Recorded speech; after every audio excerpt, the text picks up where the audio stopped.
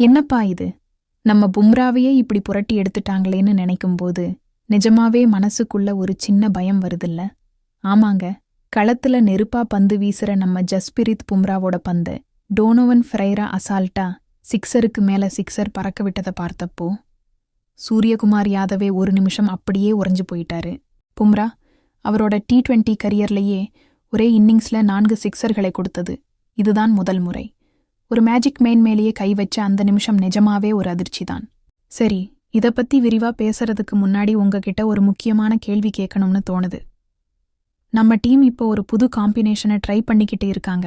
ஆனா குல்தீப் யாதவ் மாதிரி ஒரு தரமான ஸ்பின்னரை வெளியே உட்கார வச்சுட்டு 3 வேகப்பந்து வீச்சாளர்களோட போறது சரிதானா? உங்களுக்கு என்ன தோணுதுன்னு டக்குன்னு கமெண்ட்ல சொல்லுங்க. அப்புறம் நாம பேசலாம். விஷயம் என்னன்னா, கட்டாக் மைதானத்திலிருந்து சண்டிகர் வந்த இந்த 48 மணி நேரத்துல எல்லாமே தலைகீழா மாறிடுச்சு. ஹர்ஷ்தீப் சிங் மட்டும் 9 வைட் போட்டிருக்காருன்னா பாருங்களேன். அவரோட ஸ்பெல்லுல 54 ரன்களை வாரி கொடுத்திருக்காரு. இது அவரோட கரியர்லயே 2வது மோசமான ஸ்பெல். தென்னாப்பிரிக்கா பேட்டர்கள் அந்த 213 ரன்களை அடிக்கும்போது நம்ம பந்துவீச்சாளர்களோட திட்டங்கள் எல்லாமே அப்படியே சிதறிப்போச்சு. இப்போ நம்ம கவனிக்க வேண்டிய ஒரு முக்கியமான விஷயம் என்னன்னா, ஹர்திக் பாண்டியாவோட ரோல். முன்னெல்லாம் ஹர்திக் பவர் பிளேல வந்து விக்கெட் எடுப்பாரு. ஆனா இப்போ அவரை மிடில் ஓவர்கள்ல பயன்படுத்துறாங்க.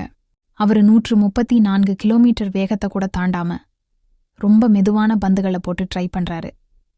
குயின்டன் டீகாக்க அவுட் பண்ணி ஒரு சின்ன நிம்மதி கொடுத்தாலும் அவரோட ஓவர்ல ரன்களும் கொஞ்சம் அதிகமாவே போயிருச்சு. 2024 ஆரம்பத்திலிருந்து ஹர்திக் பாண்டியா பவர் பிளேல 32 ஓவர்கள் வீசியிருக்காரு. ஆனா இந்த சீரீஸ்ல அவரை பவர் பிளேல கூப்பிடுறதே இல்ல. அசிஸ்டன்ட் கோச் ரயான்டன் டாஷ்கேட் என்ன சொல்றாருன்னா, எங்க கிட்ட 4 பவர் பிளே போலர்ஸ் இருக்காங்க, சூழலுக்கு ஏத்த மாதிரி பயன்படுத்துறோம்னு அப்படின்னு சொல்றாரு.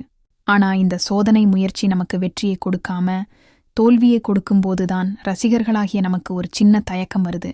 இப்போதைக்கு இந்தியா ஒரு ஆடம்பரமான நிலைமையில தான் இருக்காங்க.